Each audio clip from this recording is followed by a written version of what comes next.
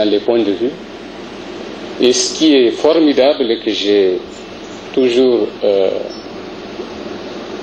noté au niveau de cette instance, c'est qu'après les débats, après les confrontations d'idées, nous sommes toujours arrivés à un consensus. Et je dois sincèrement, aujourd'hui, à l'occasion de cette conférence, féliciter l'ensemble des partis politiques membres de cette instance qui ont toujours joué la règle du jeu en toute franchise. Voilà ce que je peux dire à ce stade. Je remercie infiniment tous qui nous ont fait l'amabilité de venir à cette conférence et j'espère que des échanges qui vont avoir lieu dans cette salle, nous allons tirer toutes les leçons, en tout cas les leçons qui nous permettront d'améliorer encore les performances de cet outil qui nous est cher et qui nous est indispensable de mon point de vue.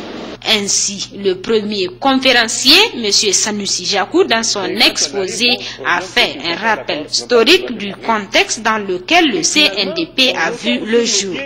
Il a ainsi souligné que ce dispositif qui sert aujourd'hui d'exemple à d'autres pays de la sous-région a été créé après plusieurs concertations entre les différents partis politiques durant la période allant de 2001 à 2004. La deuxième conférencière, Dr Kato Amina, en ce qui la concerne, avec son thème « Rôle de la femme dans la consolidation de la paix et la démocratie », a clairement indiqué que la femme nigérienne a pratiquement participé à toutes les luttes pour l'instauration de la démocratie. Cette dernière a dit que la femme nigérienne est un acteur clé dans le cadre de la consolidation de la paix au Niger. De ce fait, elle y a contribué selon la conférencière, même si elle a été de moins en moins impliquée dans la gestion des affaires publiques. Quel outil juridique pour un cadre politique de dialogue efficient, c'est ce thème qui a été développé par le troisième et dernier conférencier. Professeur Jibrila Abarchi, qui a expliqué que le CNDP manque de base juridique lui permettant de jouer véritablement son rôle. Après tous ces exposés, les questions d'éclaircissement et propositions ont été faites par l'assistance. Des interrogations et suggestions ayant suscité une réaction du président du CNDP, le Premier ministre Birji Rafini. Il a, au cours de cette intervention, affirmé qu'il restera attentif aux propositions faites par les différents intervenants. 149 autres Nigériens vivant à Bangui, en République centrafricaine, sont arrivés hier soir à Niamey. C'était à bord du 6e vol de rapatriement de nos compatriotes de République centrafricaine, financé cette fois-ci par l'Organisation internationale de migration OIM. Les retournés ont été accueillis à leur arrivée par la conseillère du Premier ministre chargée des Affaires humanitaires et la responsable de l'OIM au Niger, Issaka Issa Zerar Abdelaziz. C'est aux environs de 20 h ce mardi que le Boeing en provenance de la capitale centrafricaine a atterri à l'aéroport international de Hamani avec à son bord plusieurs centaines de personnes, des Nigériens notamment.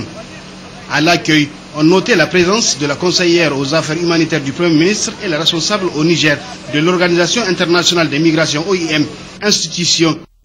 Pour ma part, je puis vous assurer, au nom de son Excellence Issoufou Mahamadou, président de la République, chef de l'État, et son Excellence Birji Rafini, Premier ministre chef du gouvernement, que mon département ministériel ne ménagera aucun effort pour prendre les dispositions utiles devant permettre à vos organisations de mieux participer à la recherche permanente du mieux-être de nos populations laborieuses.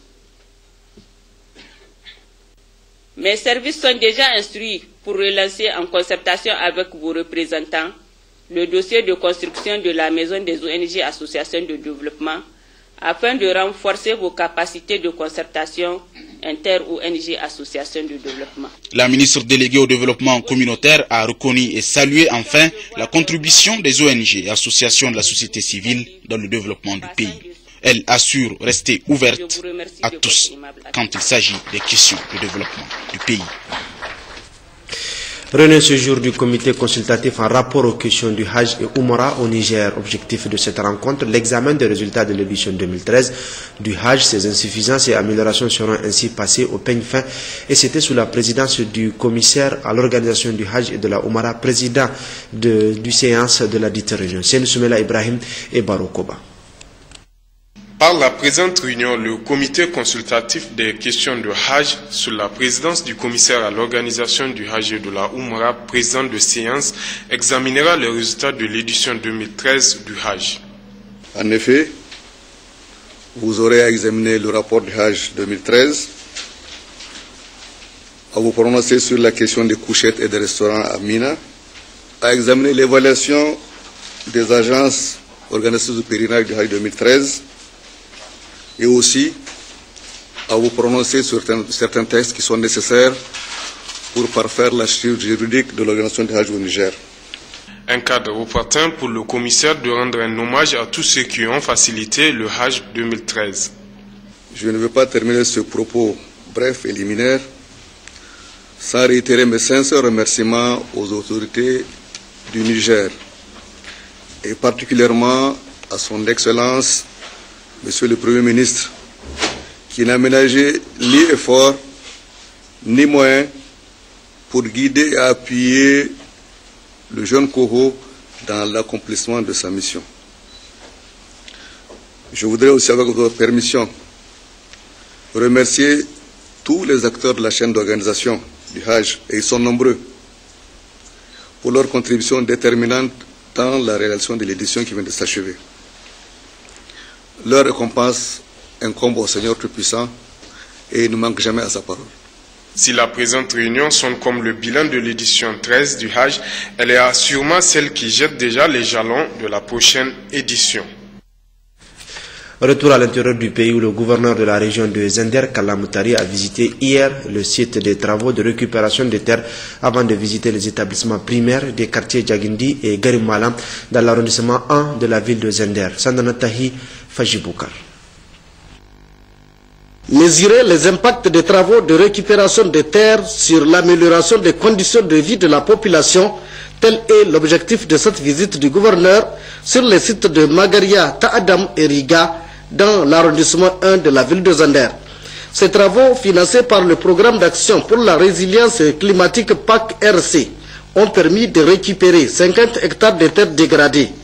À la date d'aujourd'hui, 14 688 demi-lunes ont été réalisées, 4 713 hommes et femmes mobilisés et 7 344 000 francs CFA ont été payés.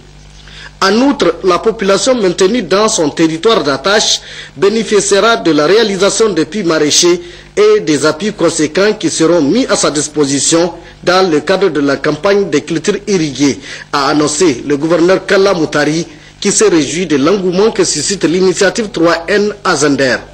Ce réel motif de satisfaction a aussi été exprimé par le maire Abdou Issa et les représentants des ouvriers mobilisés sur ces sites et qui ont vu leurs revenus augmenter.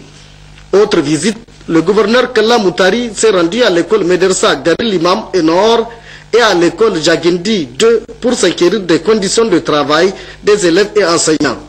Au niveau de ces deux établissements, les cours se déroulent normalement, tous les enseignants et élèves sont présents, ce qui dénote de leur engagement et de leur esprit patriotique à redorer le blason de notre école sur gage de développement économique et social, a souligné le gouverneur Kalla Moutari, qui les a encouragés à persévérer dans cette voie. Restons dans cette région tenue samedi et dimanche dernier dans la localité de Tendé, département de Belbéji, de la fête annuelle des éleveurs de Tendé sous le thème coexistence pacifique, gestion et prévention des conflits intercommunautaires. L'éclat de cette manifestation placée sous la présidence du préfet qui représentait le gouverneur de Zender. La dite fête a également été reçue par la présence de plusieurs députés nationaux venus des régions d'Agadez, Maradi et Zender. Garba Maman Kabiru et Ali Abdou. Cette édition, placée sous le thème coexistence pacifique, gestion et prévention des conflits intercommunautaires, vient à point nommé et intervient à un moment où le Niger, sous la vision clairvoyante du président Issoufou Mahamadou, se déploie corps et âme pour asseoir et consolider une paix durable, une stabilité sans équivoque, des vertus en somme cardinales, conditions sine qua non d'un développement durable du pays. Aussi, se retrouver, échanger, trouver et partager des solutions idoines à leurs difficultés, contraintes, préoccupations majeures et autres problèmes, en concertation étroite avec tous les partenaires. C'est à cet exercice que se sont employés 2 jours durant les communautés de cette vaste zone pastorale sous la présidence du préfet Harouna Yakoudima de Belvégie, qui représentait le gouverneur Kalla Moutari et dont l'éclat a été sans commune mesure rehaussé par la présence de plusieurs députés nationaux venus d'Agadez, Maradi et Zender sur invitation de leur homologue El Hadj Boukari Sani Malan Cheboudi Zilli, l'un des acteurs principaux de cette rencontre et qui plus est à l'aura dans cette zone.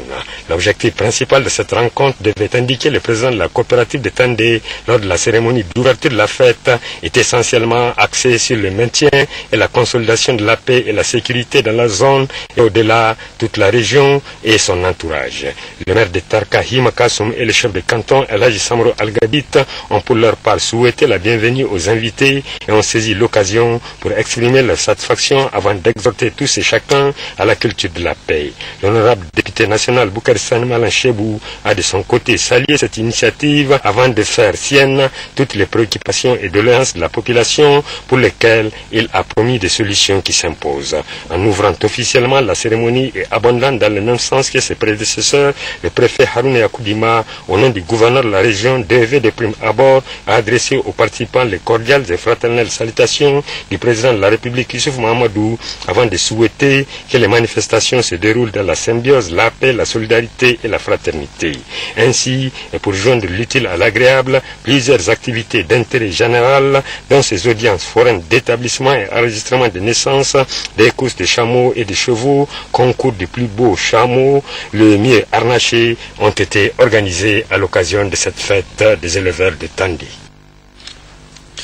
Le gouverneur de la région de Dosso, Chebou Ataou Ali, a entrepris ce lundi une mission de prise de contact dans l'état de Kebbi au Nigeria. La délégation de Dosso a eu une rencontre avec le gouverneur de l'état de Kebbi, El Hadji Seydou Ousmane Dadinkiri, et ses collaborateurs, Ousmane Abdou et Habibou Bakou. La région de Dosso partage une longue frontière avec l'état de Kebbi au Nigeria à travers les départements de Douti, Tibiri, Djundju et Gaya. Les populations de ces 2 régions sont unies par les liens ancestraux, populations qui partagent les mêmes cultures, les mêmes langues, les mêmes activités, et c'est pour renfermer ces liens que le gouverneur de la région de Dosso, Seydou Ataou Ali, a effectué ce déplacement de Kebbi. Au cours d'une rencontre entre la délégation de Dosso et celle de Kebbi conduite par les 2 gouverneurs, Seydou Ataou Ali, gouverneur de Dosso, a transmis les salutations fraternelles du président de la République, chef de l'État El Hadji Issoufou Mahamadou. Il a ensuite mis l'accent sur les rapports de bon voisinage, de bonne collaboration et d'échange d'expériences qui existent entre nos 2 pays. Le gouverneur Seydou Ousmane Akingari de l'état de Kebbi s'est réjoui du fait que 4 mois seulement après sa nomination à la tête de la région de Dosso, que le gouverneur fasse le déplacement de Kebbi. Il a largement expliqué les réalisations entreprises dans les domaines des routes, de l'aéroport, de la sécurité, qui vont directement concerner nos 2 régions. Signature du livre d'or de l'état de Kebbi, échange de cadeaux ont sanctionné la fin de cette rencontre. Le gouverneur de Dosso a ensuite reçu le Sarkin Zabarma El Hadji Halirou, qui a confirmé le bon comportement de nos compatriotes et le bon traitement qu'ils subissent à Kebbi. La délégation a ensuite rendu une visite à l'émir de Kebbi, Sarkin Gandou Mohamed Ilyassou Bachar, ce général ancien gouverneur qui continue de consolider les liens entre nos 2 communautés, tout comme celui de Argungu El Hadji Soumaïla Mohamed Mera, qui a rappelé les rapports de bon voisinage tout au long de cette frontière. À tous les niveaux, le gouverneur Seydou Ataou Ali a transmis les salutations du président de la République, chef de l'État El Hadji Issoufou Mahamadou. Il s'est réjoui de l'accueil et a pris l'engagement de travailler pour une bonne collaboration entre l'État de Kebbi et la région de Dosso. Organisation hier à Falmey dans la région de Dosso d'un forum sur la problématique de l'accès de la femme à la propriété foncière agricole. C'est un projet piloté par le réseau des femmes pour la paix en collaboration avec l'ONG Oxfam. Ce projet milite notamment pour un accès facile et équitable des femmes à la propriété agricole. Djouari Saka, Mahamadou Adamou. Permettre aux femmes du département de Falmey d'acquérir les proportions de terres qu'elles peuvent valoriser et profiter personnellement des bénéfices qui en découleront de ces exploitations foncières, c'est l'objectif de ce forum qui est animé par le réseau des femmes pour la paix.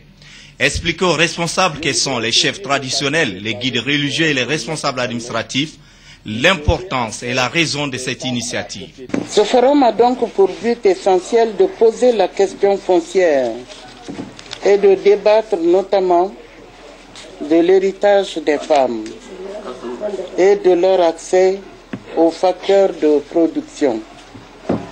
L'objectif principal du réseau, le REFEPA,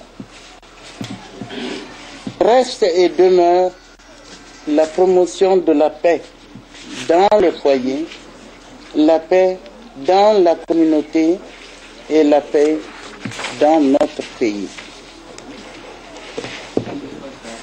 Votre présence massive à nos côtés ce matin constitue aux yeux de la coordination du REFEPA et de l'équipe du projet un témoignage supplémentaire, si tant est qu'on en avait besoin, de la qualité de nos rapports de partenariat et de la qualité des échanges que nous n'avons cessé d'avoir tout au long de la mise en œuvre de ce projet.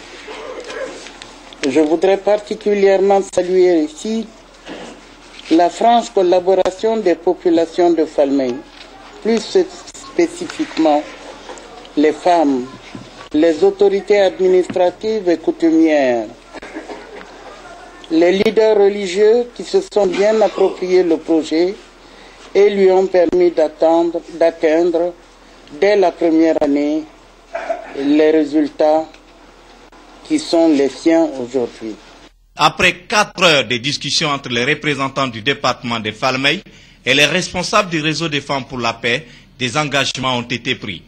Nous, autorités administratives, coutumières et religieuses, hommes et femmes participants du forum communal de Falmey, hautement concernés par l'importance de l'accès des femmes à la propriété foncière agricole, conscients du rôle de productrices agricoles que jouent les femmes en tant que citoyennes, conscients également des enjeux que renferme l'accès des femmes à la propriété foncière agricole pour l'atteinte de la sécurité alimentaire, le développement et le bien-être des populations, nous engageons à continuer la sensibilisation au sein des familles, au sein des villages et dans toute la commune pour un meilleur accès des femmes à la propriété foncière. Contribuer à la sécurisation durable de l'accès de la femme à la propriété foncière, notamment par le biais de pratiques coutumières dans l'héritage. Continuer les actions requises pour l'accès des femmes à la propriété foncière agricole. Nous tenons enfin à encourager vivement les autorités religieuses et coutumières à continuer de veiller au respect des prescriptions coraniques pour l'accès des femmes à la propriété foncière, fait à Falmey le 28 janvier 2014. Le forum. Pour immortaliser l'événement, un arbre a été planté dans l'enceinte de la mairie de Falmey. Lancement officiel ce lundi à Agué d'un camp chirurgie hydrocèle. Cette opération concerne 69 cas et plus de l'hydrocèle recensés en 2012 à l'issue d'une campagne de traitement de masse contre la maladie tropicale négligée. Outre le directeur général de la santé publique de Maradi, l'on notait la présence à cette cérémonie des élus locaux. Sanoussi Gerba, Moussa Jaridi.